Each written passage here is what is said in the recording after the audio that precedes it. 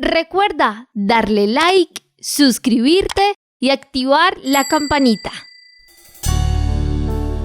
¿Sabe usted qué significa restaurar?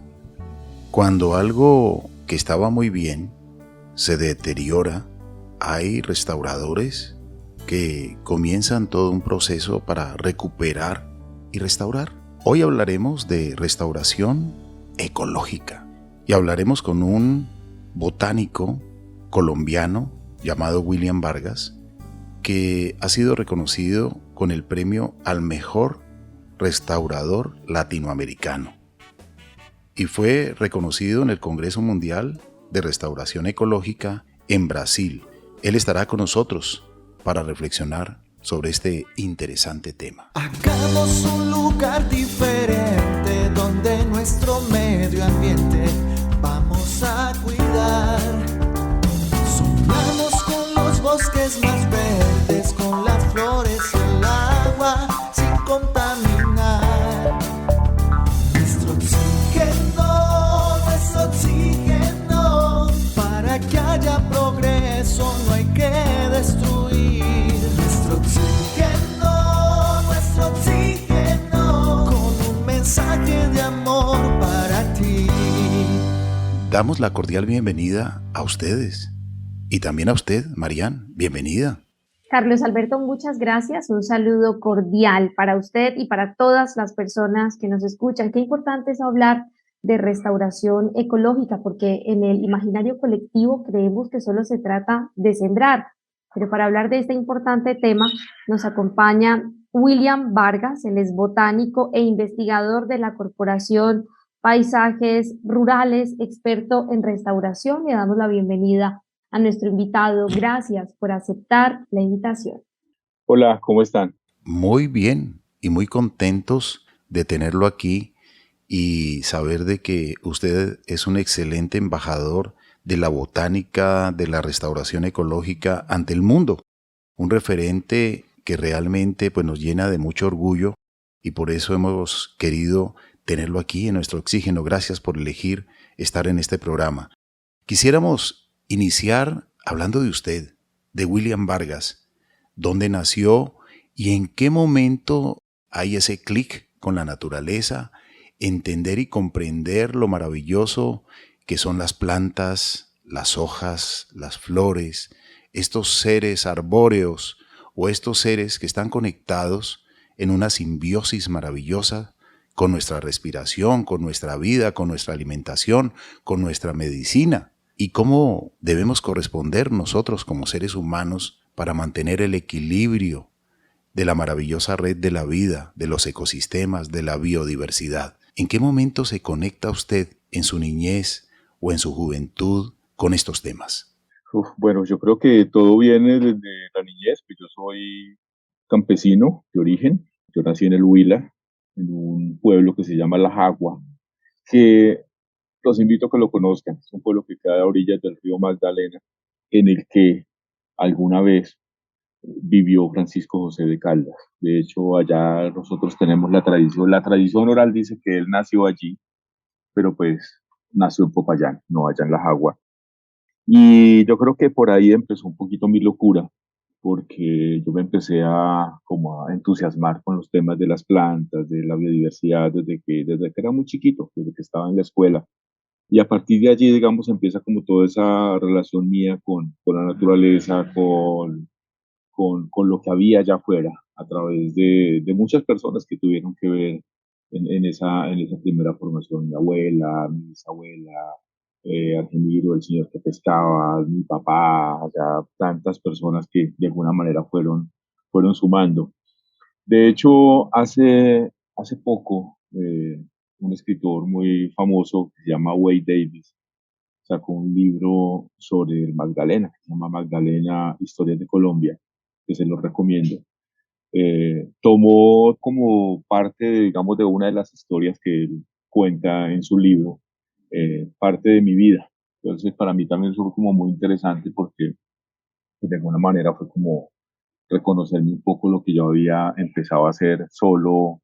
Y digo solo, pues porque imagínense ustedes un mundo del campo en los años 70, 80, que era absolutamente diferente a lo que es hoy, tanto el campo como la ciudad. O sea, nosotros allá, o sea, además de ser un pueblo pobre, era un pueblo completamente aislado. Imagínese usted las comunicaciones, las posibilidades de uno salir en esa época, pues era muy remota. Yo por fin logré salir ya como a la edad de los 18 años, eh, regalándome para irme para el ejército. Yo dije, la única manera que yo salgo de aquí de mi pueblo es regalándome para el ejército, porque si no, nunca voy a salir de acá, me voy a quedar aquí en el pueblo toda la vida y yo no quiero quedarme en el pueblo, yo quiero hacer algo con mi vida. Así que me regalé, estuve un año en el ejército y ya después de eso me sentí con ganas de, como con la capacidad de poderme enfrentar al mundo. Así que ya a los 19 años yo ya andaba recorriendo el Quindío, en donde me quedé por mucho tiempo. Entonces allí también, como yo conocí una gente que trabajaba en una organización ecológica y terminé estudiando agronomía, luego terminé estudiando biología con el paso de los años y bueno, esa ha sido como la evolución rápida, digamos, de ese tema. ¿Cómo me empecé yo a meter en este tema de la restauración? Yo creo que cuando llegué al Quindío, por allá a finales de los 80, pues yo tuve la desgracia que me dieron escopolamina y me tuve que encerrar en una reserva natural como 8 meses mientras me curaba un poquito porque estaba más loco que una cabra. Y eso me sirvió como para aprender. Yo empecé a aprender de botánica, empecé a aprender a identificar algunas especies, pero también empecé a sembrar árboles, como a ver la naturaleza de otra manera, mucho más profunda de lo que yo la había visto, y empezar a también a aprender sobre temas de restauración, que en esa época pues todavía, digamos, nadie hablaba de restauración en Colombia. Se hablaba de reforestación, la gente sembraba árboles, pero más de ahí no se avanzaba, no se había avanzado absolutamente nada. Y solamente ya en los años 2000 es que empezamos a hablar de restauración y empezamos ya como a conceptualizar un poco más y hacer las cosas un poco más serias, mucho más responsables y más, digamos, con más profundidad como las estamos haciendo ahora. Investigador William Vargas, ¿en qué momento se conecta usted con la academia y usted, digamos, empieza a promover su conocimiento con estudiantes, empieza a hablar de restauración, pero la restauración real, porque en el imaginario colectivo creemos que restaurar es ir a muchas jornadas de siembra y que con eso es suficiente? Claro, cuando yo terminé la universidad, cuando terminé agronomía, hice mi trabajo de grado. Fíjense que mi trabajo de grado yo lo empecé como un año y medio antes de haber empezado la universidad. Cuando yo terminé mi 10º semestre, yo ya llevaba casi 7 años haciendo mi trabajo de grado. Y mi tesis fue laureada. Entonces, cuando laurearon mi tesis, yo saqué un libro, que fue mi primera publicación, un libro que se llama Guía Ilustrada de las Plantas de las Montañas del Quindío, un librito de 814 páginas, que de alguna manera se convirtió como en el referente de muchas de las facultades, de los programas de biología, de ingeniería forestal, y mucha gente empezó a utilizarlo para aprender de botánica. Así, digamos que fue como mi primer aporte. A partir de allí, entonces yo empecé a trabajar ya como profesor en algunos programas, empecé a trabajar en la Universidad del Quindío, eh, haciendo talleres por todas partes. Yo empecé a hablar de restauración, empecé a hablar de conservación ecológica y ya, digamos, como a los 2000 larguitos, ya entré a trabajar como profesor tiempo completo, eh, digamos, trabajando en restauración, pero también trabajando en botánica. O sea, mi concepto, digamos, de la restauración, digamos que es un poco distinto a lo que trabajan muchos. Y es que la restauración tiene que, ante todo, estar asociada a la gente, tiene que estar asociada a las personas. Como tú decías ahora, para muchos la restauración es ir a una sembratón, vamos a sembrar maticas y las sembramos y listo, y creemos que las cosas están bien, pero resulta que si fuéramos a mirar eso que hicimos el año pasado, pues seguramente no hay nada, seguramente todo se murió, seguramente ya nada de eso queda. Y pues esa no es la idea de la restauración. La restauración es que si tú siembras 100 árboles, ojalá esos 100 árboles se mantengan, pero que además esos 100 árboles no solamente se mantengan ellos 100, sino que generen un impacto tal que ya no solamente tengas 100, sino que tengas muchísimos más que van apareciendo como consecuencia de lo que tú haces. Es decir, que cada vez que tú haces algo para hacer restauración, eso desencadene unas reacciones en la naturaleza que sean positivas. Porque de nada sirve que tú siembres 50 árboles y dentro de 50 años o dentro de 30 años tengas 50. Eso pues no has hecho nada, ¿cierto? Realmente allí el balance no es interesante. Entonces, este tema de la restauración tiene que estar asociado con la naturaleza, es decir, ¿cómo lees tú la naturaleza? Hay que leer la naturaleza. La naturaleza realmente ella misma te dice cuáles son las respuestas, cuáles son las soluciones. Tienes que aprender a leerla, por ejemplo, en un sitio muy degradado, en un derrumbe, mirar, por ejemplo, cuáles son las especies que aparecen así naturalmente, cuáles son esas especies que la naturaleza empieza a promover por sí misma para que haya una recuperación natural. ¿Cierto? Los ecosistemas se recuperan naturalmente. Claro, toda la vida ha sucedido eso a lo largo de toda la historia evolutiva de la Tierra, pero lo que pasa es que nosotros hemos modificado tanto las condiciones que esos procesos de recuperación pueden o no darse porque son tan limitadas las condiciones o pueden retrasarse o pueden tardarse demasiado tiempo.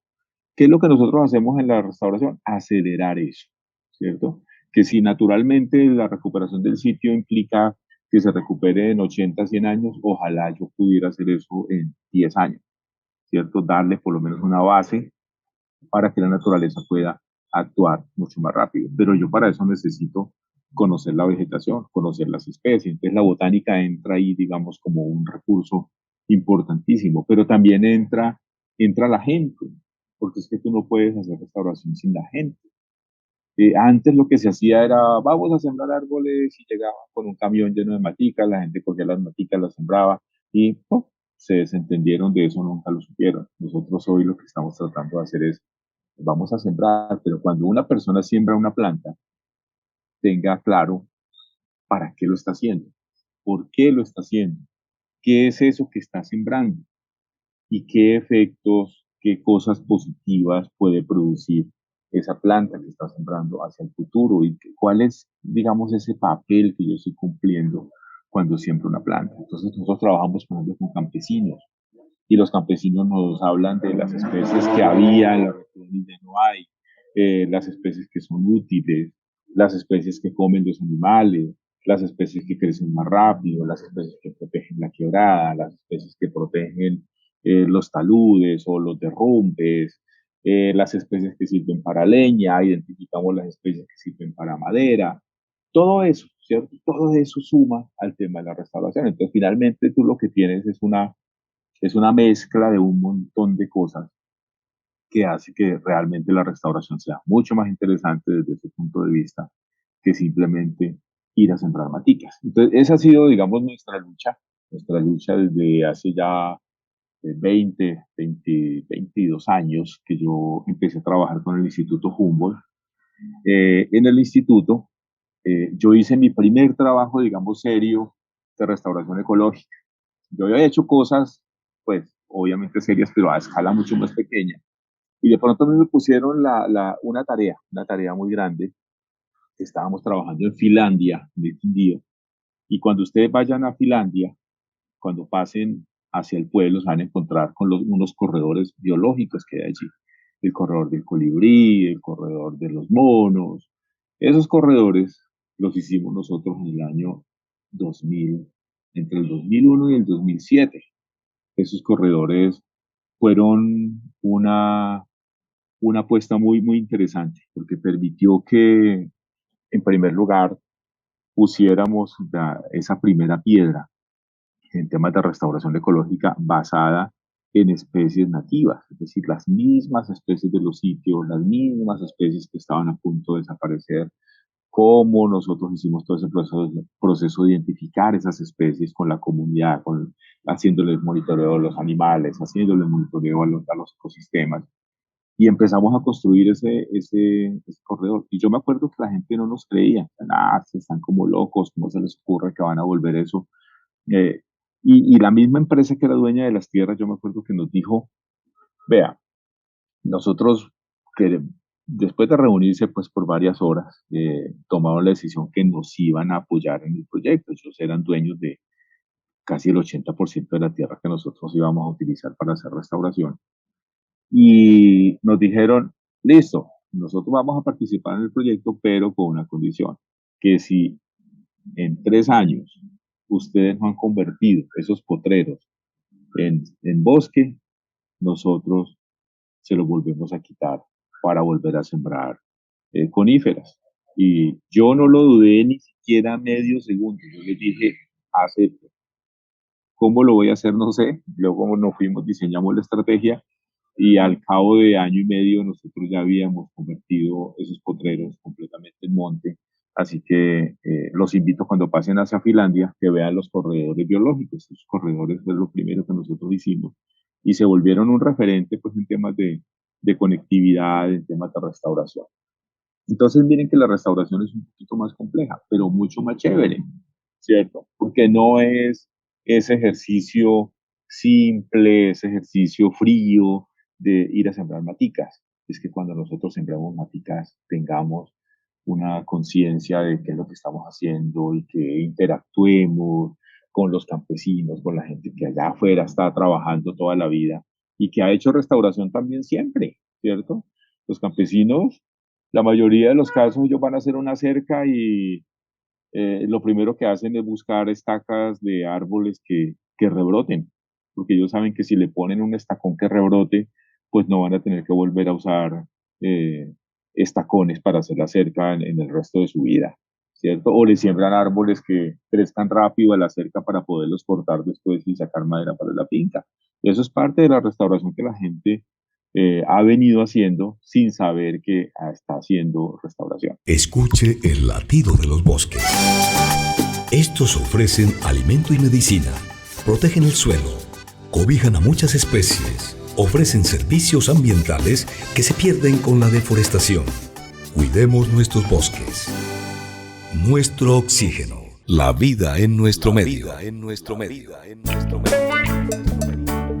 William, su conferencia y también su trabajo pues, fue reconocido en Iguazú, Brasil, del 27 de agosto al 1 de septiembre en 2017. La Sociedad para la Restauración Ecológica SER entregó a usted pues, un premio, Excelencia en la Restauración, reconociéndolo como el mejor restaurador ecológico de América Latina. ¿Qué ha significado este reconocimiento para usted y qué fue lo que impactó en ese congreso que usted les presentó para que realmente lograra este premio para Colombia, que nos hace sentir que se está haciendo algo constructivo, positivo por la naturaleza? Pues para mí fue una sorpresa. De hecho, yo no iba a ir al congreso cuando una semana antes me llamó un amigo y me dijo, oiga, ¿usted va a ir a Iguazú? Yo le dije, no voy a ir, no he comprado tiquetes, no voy a hacer, pues no, creo que no voy a ir. Me dijo, no, tiene que ir. Y yo, no, pero no voy a ir. Me dijo, no, que tiene que ir. Y me insistía en que tenía que ir. Él era una de las personas organizadoras pues, del congreso. Y finalmente me dijo, vea, hermano, me va a tocar decirle la verdad. Y yo, ¿cómo así que la verdad? Me dijo, usted tiene que ir porque a usted se le va a entregar un premio. Y yo, ay, ¿cómo así? Y yo, sí. Así que consiga tiquetes y empaque porque tiene que estar en Iguazú dentro de 3 días. Así que tocó salir a comprar tiquete pues a lo que hubiera. Mi empresa me los pagó y me fui para Brasil. Sí, señor, cuando dijeron entonces que por primera vez en la historia de la Organización Mundial de la Restauración, la SER, de la Sociedad Mundial, iban a entregar unos premios al mejor restaurador por cada uno de los continentes. Imagínense. Y yo, pucha, esta vaina. Yo me imaginaba que era como un premiecito pues como el mejor restaurador de por aquí. Entonces yo dije, bueno, pues interesante, me imagino que van a dar muchísimos premios. Cuando no, mejor restaurador de África, como fulanito, mejor restaurador de Asia, fulanito, mejor restaurador de Europa, fulanito, el mejor restaurador de Norteamérica, fulanito, el mejor restaurador de Latinoamérica, William Vargas, y yo casi a mí pues fue emocionante, fue muy chévere porque pues uno finalmente no espera que nadie le reconozca ese tipo de cosas, porque yo creo que para mí el mayor reconocimiento es poder saber, por ejemplo, que a donde yo voy los campesinos me quieren, que yo tengo cantidades de campesinos, estudiantes de todas las comunidades, de todas las regiones del país que me quieren y que hacen cosas de restauración ecológica y que ven el tema de la restauración de una manera diferente. Para mí ese es el mayor premio.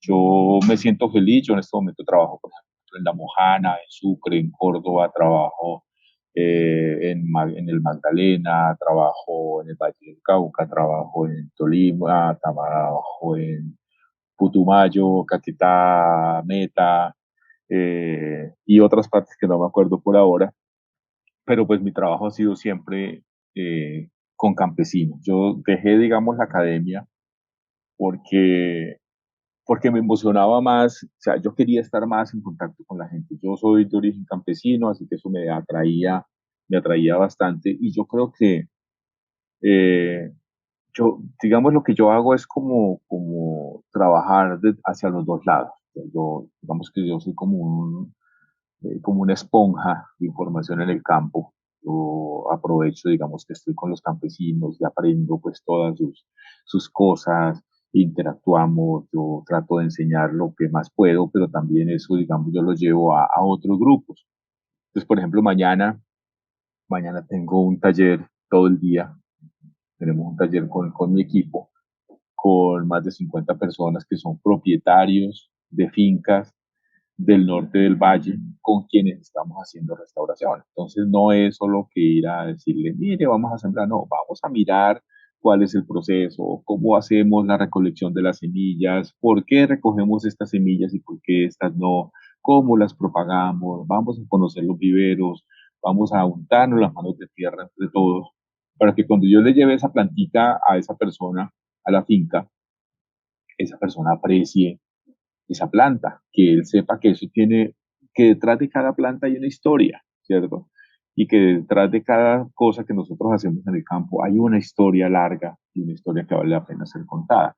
Entonces digamos que parte de eso fue lo que llevó a que ellos tomaran como información para hacerme ese premio, ¿no? Para hacerme esa reconocimiento que se hizo en Iguazú en el año 2017. Entonces, pues es la única vez que se ha entregado, porque no ha habido un Congreso Mundial después de esto, pues llegó la pandemia y, y pues apenas para el año entrante se está pensando hacer un Congreso Mundial grande.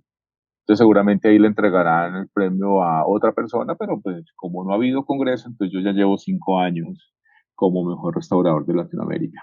Ha sido interesante. Pues no se imaginen ustedes que me dieron $50 millones, no, pues solamente el reconocimiento, pero pues eso para uno pues es muy importante, ¿no? Que alguien, una organización tan grande como esa, tan digamos, llena de científicos y de investigadores y de gente, digamos, de muchos niveles, pues reconozca el trabajo. Y pues para mí eso fue muy, muy chévere.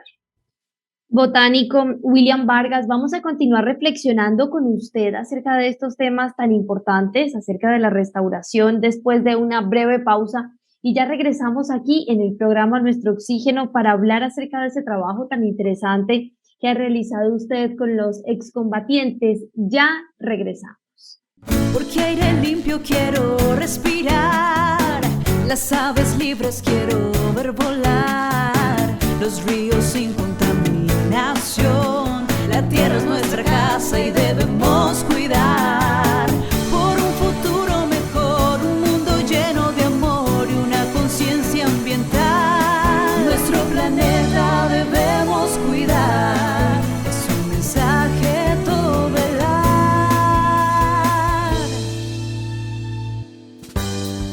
Nuestro Oxígeno, un programa que se puede respirar. Doctor Luis Orlando Castro, un hombre que ha dedicado su vida a la investigación. Mire, lo primero que tenemos que hacer es lo que están haciendo ustedes. Divulgación. Divulgar lo poco o mucho que hayan hecho los hombres en el mundo y especialmente nuestros connacionales por mantener la vida sobre la tierra. Esto significa que destaquemos lo bueno y minimicemos lo malo. Muchas gracias a ustedes por mantener un programa de estos. Muchas gracias a Colombia por escucharlo. Muchas gracias nuevamente por permitirme dirigirme al pueblo colombiano a través de Todelar. Nuestro oxígeno por Todelar con Carlos Ramírez. Nuestro oxígeno. Continuamos con nuestro oxígeno, la vida en nuestro medio, y hoy reflexionando sobre la restauración ecológica con William Vargas, botánico y biólogo. William, hablando un poco de usted, el antropólogo, fotógrafo y también escritor Webb Davis le dedicó las primeras 100 páginas de uno de sus libros a usted. ¿Por qué cree que este científico canadiense le admira tanto? Bueno, digamos que el encuentro, yo creo que casi todos los que trabajamos en naturaleza, no solo en Colombia, que en Latinoamérica, para nosotros Wade Davis ha sido un referente muy importante, porque él escribió un libro que se llama El Río, y El Río es un libro de esos como que uno se siente obligado en algún momento de su vida a leer, y se lo recomiendo que lo lean. Se llama El Río, así esas dos palabras solamente, que nos cuenta, digamos, como toda la historia de Richard Evans Schultes en la Amazonia, y una serie de aventuras y de reflexiones que uno termina haciendo al final del libro. Todo el mundo quiere conocer a Wade Davis, todo el mundo quisiera en algún momento interactuar con él, y yo me acuerdo que en esa época estaba yo en el Pacífico, estaba por allá en el Bajo Calima haciendo un curso justamente con campesinos y con ingenieros forestales. Cuando me llamaron al celular, no sé cómo entró la llamada, allá no entraban llamadas y entró esa llamada, y me llamó un amigo y me dijo, oiga, ¿a usted le gustaría trabajar con Wade Davis? Y yo, pues obvio, a todo el mundo le interesaría. Cuando me dijo, no, es que va a haber una expedición por el río Magdalena y estamos buscando gente que conozca el río Magdalena, y yo pues me conozco muy bien todo el Alto Magdalena, pues yo nací allá, me lo han dado todo. Así que yo les dije, listo, acepto. ¿Cómo no iba a aceptar? Entonces, bueno, me conocí luego con Wade, nos hicimos re parceros, re amigos, o sea, Wade es un amigazo, amigo del alma. Él conoció mi historia, me hizo un montón de entrevistas, pues yo no tenía la más remota idea que yo iba a ser parte de su libro, sí señor, cuando me dijeron que yo estaba en el libro. De hecho me lo dijo mi hija se había ido a hacer un intercambio a Canadá, y ella pues iba con frecuencia a la casa de Wade, y un día Wade le dijo que que leyera ese manuscrito, y ella me contó, y yo dije, ay, hijo de madre, ¿qué es esto? Yo sentí mucho miedo, o sea, imagínense uno como en boca o en palabras de un personaje de esos, uno dice, pucha, esto es como mucho, o sea, esto es como demasiada exposición ante el mundo. Yo trato de mantener siempre un perfil bajo, no me gusta exponerme tanto. Y yo dije, no, pues con esto, pues no sé, yo necesito saber qué se dice. Y después dije, no, a mí no me importa lo que digas. O sea, si lo dice Wade como está, yo no quiero revisar nada, porque me dijeron que si lo quería revisar. Yo dije, no quiero revisar nada. Cuando salió el libro, yo dije, no, pues seguramente me nombra por ahí 2, 3 veces, media paginita, un párrafo, nada, en las primeras 100 páginas, pues, pucha. Y pues para mí eso fue muy emocionante, o sea, fue muy enriquecedor, fue muy chévere, también es, digamos, de alguna manera un reconocimiento al trabajo, ¿no?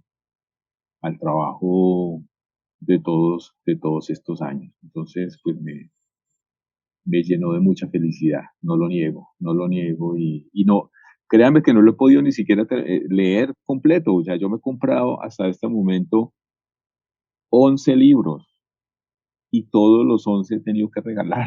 La gente me dice, regáleme el libro, autografíemelo, entonces yo se los termino regalando y no lo he podido terminar de leer, ¿cómo les parece? Qué linda historia. William, le quiero preguntar acerca de ese trabajo que usted realizó con los excombatientes. ¿Esto cómo se dio? ¿De qué se trató? ¿Cómo trabajó con ellos? ¿Cuánto tiempo? ¿Cuántas fases de trabajo? ¿Cómo llegó este proyecto a su vida?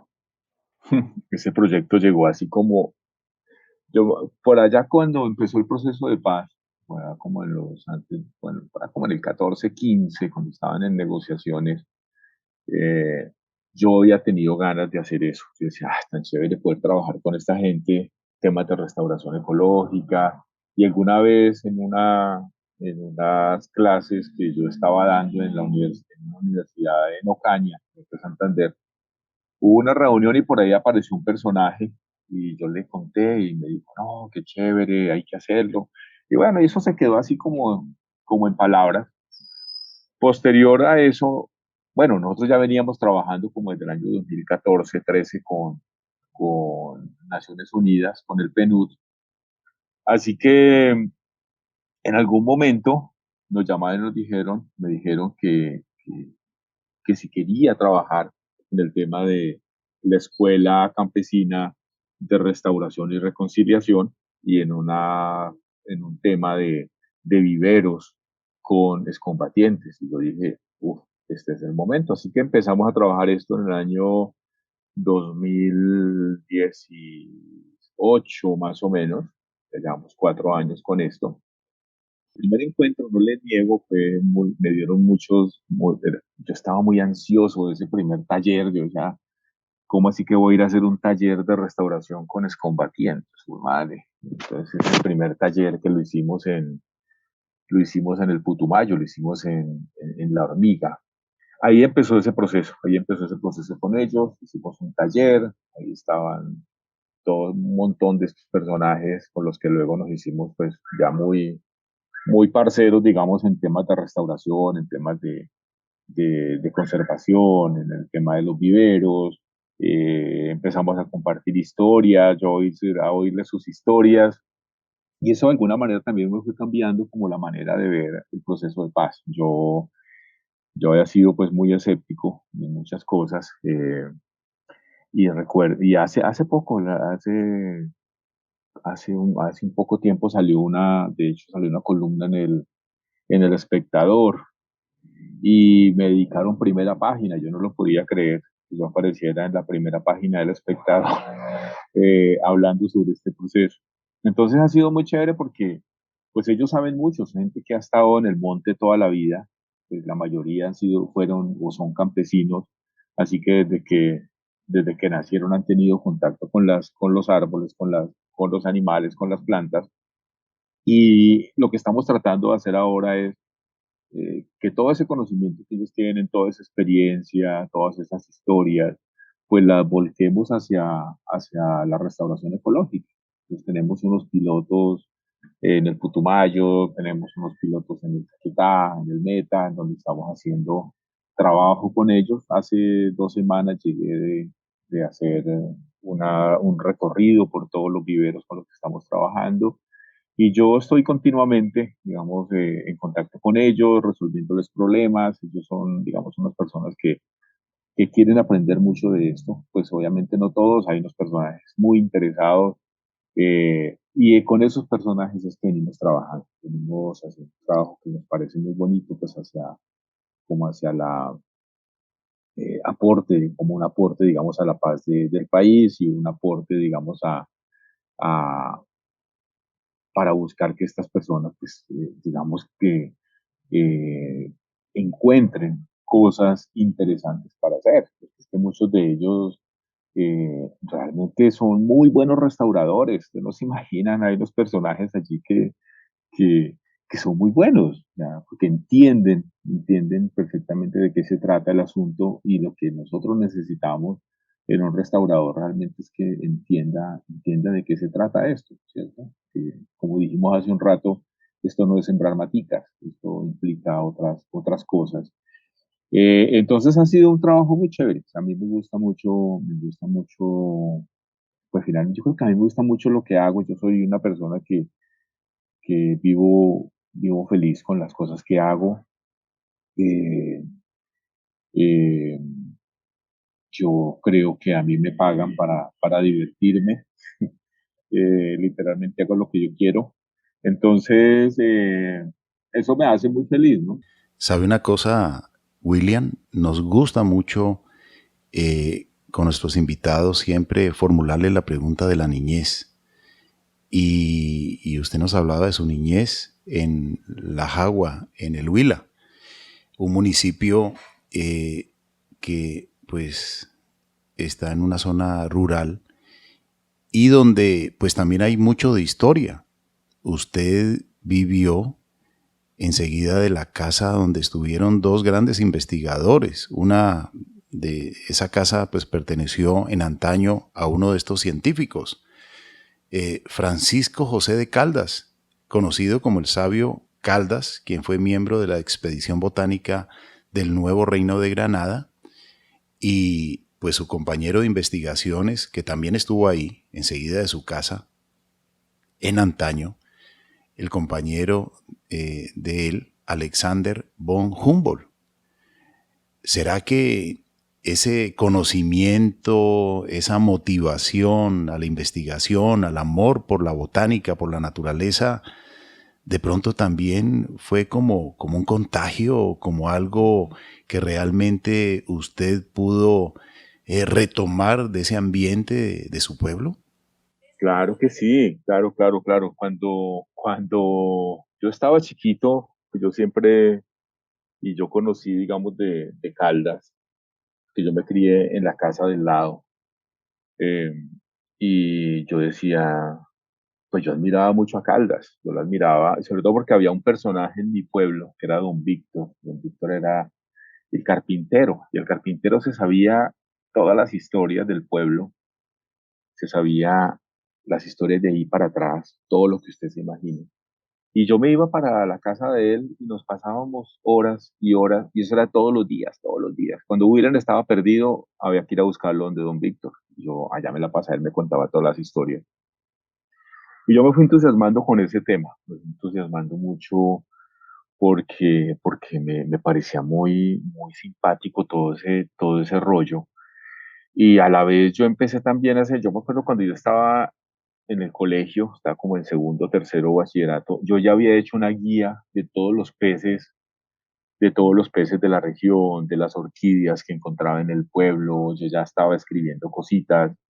Desafortunadamente todas esas cosas se perdieron cuando yo me fui del pueblo, cuando me dieron la escopolamina. Yo había ido a mi pueblo a recoger muchas de las cosas que yo quería tener en mi nuevo sitio de vida, que iba a ser Manizales. Cuando yo volvía con todas esas cosas que me dieron la escopolamina, así que todo eso me lo quitaron, todo eso se perdió, nunca se volvió a saber nada. Pero sí, digamos que ese contagio nació de allí, al punto que yo siempre dije, yo quiero que esa casa donde nació Caldas sea mía. Y fue también una obsesión. O sea, yo la tengo que comprar algún día. Pues hace como 10 años yo compré la casita. Ahí la tengo para restaurarla. No ha habido todavía plática para hacerlo, pero digamos que entre los planes cercanos está restaurar la casa donde nació Caldas, la casa, digamos, de la persona que de alguna manera me inspiró y me contagió para que yo me metiera a trabajar en temas de la botánica, en temas de la biodiversidad, y luego, digamos, terminara yo metido en este tema de la restauración. Pero sí, todo eso viene de ahí, obviamente, viene de Caldas y de la envidia que me producía a mí y que me produce todavía. Imaginarme a Caldas, pues en esa época viendo esas lomas todavía llenas de monte, eh, y conociendo todo lo que ya, pues, desafortunadamente no hay en esa región. Nuestro oxígeno. William, ha mencionado usted varias veces que le dieron escopolamina. Hay personas lamentablemente sin escrúpulos que utilizan las sustancias de algunas flores y de plantas para hacer esta mezcla y lastimar la mente, la voluntad de otro ser humano. Y esto es altamente penado y castigado. Pero también hay personas que, y lo sabemos, muchas flores, muchas plantas nos entregan medicina. Hablemos un poco de estas dos cosas, cómo muchas plantas son manipuladas para hacer el mal y otras que son manipuladas para hacer el bien. ¿Qué reflexión le queda de eso? Pues vea, yo creo que hay una cosa que es muy importante. Hace más de 2500 años, Teofrasto decía, hace más de 4000 años, perdón, Teofrasto decía que la diferencia entre el veneno y el remedio es la dosis, ¿cierto? Entonces, yo creo que muchas de las plantas que nosotros tenemos en nuestras regiones, en nuestras montañas, pues tienen una cantidad de propiedades. Y entre ellas, digamos, las solanáceas, esa familia de los tomates, la familia de los lulos, las berenjenas, es muy rica. Y es una familia que, digamos, a lo largo de toda la historia, Paracelso, perdón, no Teofrasto, sino Paracelso, el que decía, el que hablaba de- entre el veneno entre el veneno y el remedio, lo único que los diferencia es la dosis. Eh, por ejemplo, todas esas plantas que se usaron en la Edad Media para la brujería en Europa, pues varias eran solanáceas, pero aquí nosotros también digamos que la cultura eh, indígenas lograron descubrir que muchas de esas solanáceas también tenían unos poderes impresionantes. El Valle del Sibundoy, por ejemplo, allá se usa mucho varias especies de solanáceas, entre ellos los borracheros, digamos con fines ceremoniales, con fines curativos, pero pues alguien también descubrió que si poníamos unas dosis altas de eso, pues podíamos producir unos efectos diferentes. Y no solamente pasa con esa, pasa con muchísimas plantas, ¿cierto? O sea, entonces, digamos que somos muy diversos en todo, eh, tanto en especies como en el potencial que pueden tener esas especies para curar cosas, pero también muchas especies pueden convertirse en venenos. Y la escopolamina es una de esas. La escopolamina se extrae del borrachero, de las semillas, eh, y pues muchas de esas personas que desafortunadamente uno se encuentra, por ejemplo, en los semáforos, por allí tiradas en la calle, los loquitos que uno ve en la calle, muchas de esas personas es porque en algún momento alguien les dio escopolamina y eran personas que llevaban una vida completamente normal y terminaron por ahí en las calles. Entonces, yo soy uno de esos que estuvo a punto de quedar en las calles. No sé qué pasó, a mí me dieron esa vaina y cuando yo iba en un bus que iba de Espinal hacia Cali, pero yo me quedaba en Armenia, eh, no sé, esas cosas del destino. Alguien le dijo a la policía que había una persona, un muchacho, yo no sé por qué tenía, ¿cuánto? Tenía 20 años, 19 años, 19, 20 años, era un peladito. ¿Y qué? Y alguien le dijo a la policía que había un muchacho que estaba borracho detrás del bus y ese era yo. O sea, estaba completamente drogado, yo no sabía quién era, yo no, eso fue un domingo, yo me vine a despertar el jueves, imagínense ustedes. Entonces, una de las cosas que yo le agradezco a la naturaleza, a la vida, yo no sé a quién, a la persona que le dijo a la policía fue eso, porque imagínense ustedes que yo me hubiera venido, me hubieran traído hasta Cali, donde nadie me conocía, donde yo jamás en la vida había estado, pues hubiera terminado en las calles y seguramente estaría muerto hace mucho, mucho, mucho tiempo. Que se sigue usando sin escrúpulos, los delincuentes la utilizan, hay que cuidarse mucho de eso, ¿cierto? No, no andar recibiendo por ahí cosas, no andarse exponiendo, porque esta droga es terrible. La burundanga es una cosa tenaz, que puede uno causar la muerte o dejarlo completamente inútil el resto de la vida.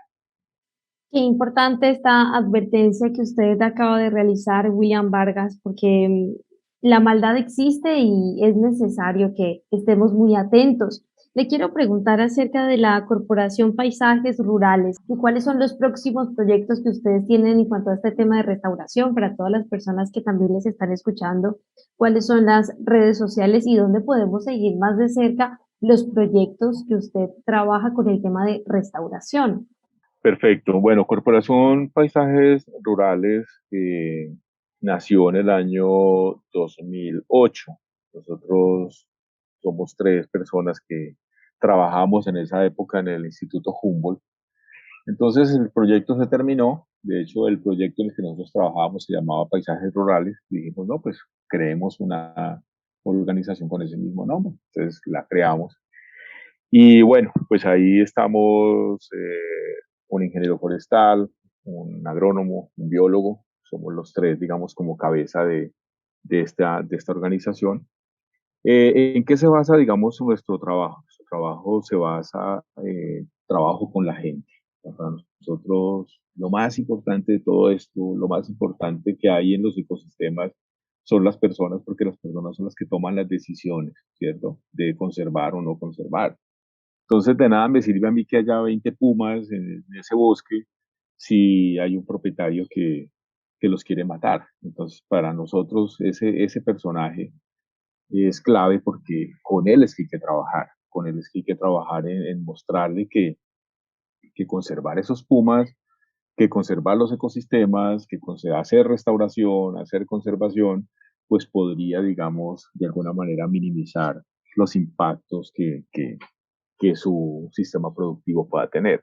Y cómo hacer, digamos, de la productividad, de la producción de las fincas y de la restauración ecológica y de la conservación, pues algo que vaya de la mano, o sea, porque generalmente estamos enseñados a que nos dicen o creemos a veces que conservar significa que no tenemos que producir nada en la finca, no, hay que es optimizar la producción, hacer que nuestra finca produzca en menos áreas para que podamos dedicar áreas a que la biodiversidad también se conserve. Y el tema del agua que hoy es tan importante. Hoy estamos en una época en la que está lloviendo todos los días, pero ¿sabe a qué le tengo yo miedo? Cuando estas cosas del cambio climático ya no tengamos una niña, sino que tengamos un niño. A mí eso es lo que me da miedo, lo que pueda pasar en 2, 3 años con veranos así como el niño aquel de principios de los 90, que nos dejó sin agua, con racionamiento, con tantos problemas. A mí eso es lo que me da pánico. Eh, entonces venimos trabajando en muchas regiones. Digamos que tenemos una extensión casi que a todo el país en este momento. Y todos nuestros proyectos son asociados a comunidades, son asociados a campesinos, son asociados a gente del campo, a productores. Aquí en el Valle tenemos un proyecto muy bonito con Celsia, en el cual estamos haciendo unos trabajos de restauración enormes en muchas regiones del Valle del Cauca. Estamos trabajando en bosques secos, en bosques de montaña, eh, haciendo restauración y haciendo restauración con los propietarios, haciendo restauración con las comunidades. Son proyectos de millones de años, de millones de plantas por año, perdón. No estamos hablando de 20.000 ni de 3.000, estamos hablando de entre 2 millones, 2,5 millones de plantas por año que estamos sembrando en este momento solamente en el Valle del Cauca. Entonces, hay unos proyectos muy bonitos. Nos pueden seguir en www.paisajesrurales.com y también nos pueden seguir pues, en las distintas redes como Paisajes Rurales o me pueden seguir a mí como William Vargas. que nosotros continuamente estamos como mostrando lo que hacemos, pero también generando, digamos, oportunidades como que también la gente común y corriente se entere de estos temas y aprenda de restauración, ¿cierto? Ayer estábamos justamente planeando cómo vamos a hacer ahora unos cursos virtuales y algunas cosas presenciales para el año entrante, digamos, que permitan que cualquier persona tenga acceso a estos temas de la restauración y que empecemos a cambiar un poquito el pensamiento sobre el tema. Pues felicitaciones por este gran trabajo, por estar enseñando la restauración ecológica tan necesaria, tan importante frente a esta amenaza que tenemos de cambio climático y ante la deforestación que lamentablemente pues está afectando muchas selvas, muchos bosques. Sumado a esto, los incendios forestales que también devoran con las llamas, deshidratan y acaban con la biodiversidad. Los mejores deseos para usted siempre. Felicitaciones por ese premio al mejor restaurador latinoamericano y por todo este gran trabajo a William Vargas, botánico y biólogo, investigador de la Corporación Paisajes Rurales. No, pues a ustedes muchas gracias, muchas gracias y bueno, si alguien está interesado en profundizar más sobre estos temas, pues me contacta, no hay ningún inconveniente con esto. A William Vargas, restaurador, muchísimas gracias por su aporte, por el que hace al entorno de todos, al planeta, a este país, en cada proyecto. Gracias a nuestros oyentes. También les agradecemos y les recordamos las redes sociales, Facebook, Nuestro Oxígeno Oficial, Gaia Tierra Viva, portales web www.nuestrooxigeno.com, www.gaiatierraviva.com, donde pueden escuchar nuevamente este programa en www.caliradio.co y recuerden que nos pueden contactar, dejar sus comentarios al WhatsApp 316-830-6307. Gracias, amables oyentes. En nombre de Mariana Aguilar Quintero, Oscar Giraldo Ceballos, Andrés Aponte Agudelo, Juanito Mosquera, Carlos Alberto Ramírez Becerra y esta emisora, Todelar. La naturaleza es un escudo protector contra el cambio climático. Es un amortiguador contra la contaminación, contra la deshidratación, mantiene un equilibrio maravilloso. La red de la vida sostiene precisamente ese bienestar para todos. Por eso debemos restaurar la naturaleza, proteger la estabilidad ambiental, el buen funcionamiento de las cuencas hidrográficas, la generación continua del suelo y la estabilidad climática misma, o por lo menos la mayor resistencia a sus efectos destructivos. La naturaleza nos puede proteger también de ciclos virales y bacterianos que una vez abiertos pueden conducir a pandemias como la que vivimos. Por lo tanto, practiquemos la restauración ecológica antes de que sea demasiado tarde. Nuestro oxígeno. La vida en nuestro medio. Recuerda darle like, suscribirte y activar la campanita.